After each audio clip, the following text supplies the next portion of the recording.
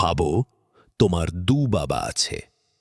একজন সারা জীবন কষ্ট করে পড়াশোনা করেছেন, ভালো চাকরি পেয়েছেন, নিয়মিত বেতন পেয়েছেন, কিন্তু তবুও আর্থিক চিন্তা থেকে মুক্তি পাননি। আরেকজন বেশি পড়াশোনা করেননি, চাকরিও তেমন নেই, কিন্তু তার চিন্তা ভাবনা আলাদা। তিনি জানেন কিভাবে টাকা কাজ করে, কিভাবে সম্পদ গড়ে তুলতে হয়। এই বাবার গল্পই আমাদের শিখিয়ে দেয়, টাকার খেলা কেবল আয়ের নয়, মানসিকতার খেলা। আজকে আমরা রিচ ড্যাড পুয়ার ড্যাড বইয়ের 10টা সবচেয়ে বড় শিক্ষা জানব, যা তোমার টাকার প্রতি দৃষ্টিভঙ্গি বদলে দিতে পারে। পয়েন্ট 1, ধনী আর গরিবের মানসিকতার পার্থক্য। গরিব বাবা সবসময় বলতেন, আমার সামর্থ্য নেই, কিন্তু ধনী বাবা বলতেন, কিভাবে আমি সামর্থ্যবান হতে পারি। কথার মধ্যে আকাশ পাতাল পার্থক্য। একজন সমস্যাকে শেষ বলে মেনে নেন, আরেকজন সমাধান। উদাহরণ, একজন বাচ্চা দামি সাইকেল চাইল। গরিব বাবা বললেন, না, এটা খুব দামি। ধনী বাবা বললেন, চলো দেখি আমরা কিভাবে অতিরিক্ত আয় করতে পারি। শিক্ষা, ধনী হওয়ার শুরু হয় চিন্তার ধরন থেকে। পয়েন্ট 2, সম্পদ আর দায়। বইয়ের সবচেয়ে গুরুত্বপূর্ণ শিক্ষা, সম্পদ আর দায়ের পার্থক্য বোঝা। সম্পদ মানে এমন কিছু যা তোমার পকেটে টাকা ঢোকায়, যেমন ভাড়া বাড়ি, বিনিয়োগ, ব্যবসা। দায় মানে এমন কিছু যা তোমার পকেট থেকে টাকা বের করে, যেমন নতুন গাড়ি, ক্রেডিট কার্ডের বিল, অপ্রয়োজনীয় খরচ। উদাহরণ, তুমি যদি একটা বাড়ি কিনে থাকো আর সেখানে নিজে থাকো, এটা দায়, কারণ শুধু খরচ হবে। কিন্তু যদি সেই বাড়ি ভাড়া দাও আর মাসে টাকা আয় হয়, তাহলে সেটা সম্পদ। শিক্ষা, ধনী মানুষরা সম্পদ কেনে, গরিবরা দায় কিনে। পয়েন্ট 3, টাকার জন্য কাজ নয়, টাকাকে কাজ করাও।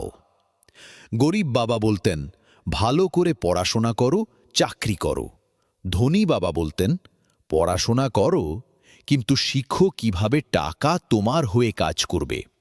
উদাহরণ, চাকরিতে তুমি যত কাজ করবে শুধু সেই সময়েই আয় হবে, কিন্তু যদি তুমি একটা ব্যবসা শুরু করো বা বই লেখো, সেটা তোমার ঘুমের সময়েও আয় আনতে পারে।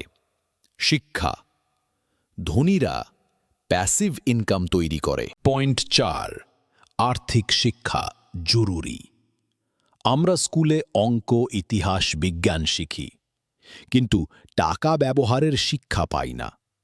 ফলে অনেক ডাক্তার, ইঞ্জিনিয়ার ভালো আয় করেও ঋণের ফাঁদে পড়ে যায়। ধনী বাবা বলতেন, তুমি যতই টাকা আয় করো, যদি অর্থনৈতিক শিক্ষা না থাকে, টাকা তোমাকে ছাড়বে না।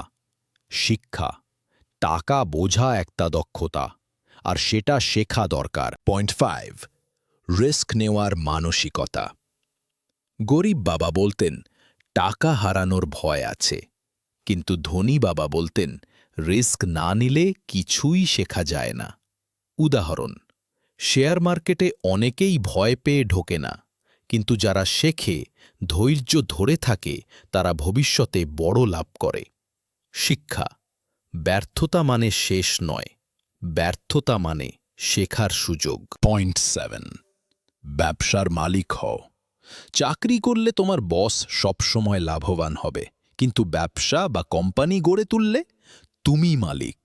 ধনী বাবা বলতেন, নিজের সিস্টেম বানাও, যদি কাজ না করো তবুও টাকা আসবে। উদাহরণ, কেউ দোকান চালালে দিনে 12 ঘন্টা খাটতে হয়, কিন্তু কেউ যদি ফ্র্যাঞ্চাইজি তৈরি করে, তখন দোকান চলবে কর্মচারী দিয়ে, তুমি শুধু মুনাফা পাবে। শিক্ষা, চাকরি করো অভিজ্ঞতার জন্য, কিন্তু ভেবো কিভাবে মালিক হওয়া যায়। পয়েন্ট 7, টাকা সঞ্চয় নয়, বিনিয়োগ। গরিব বাবা বলতেন, টাকা জমাও। ধনী বাবা বলতেন, টাকা বিনিয়োগ করো।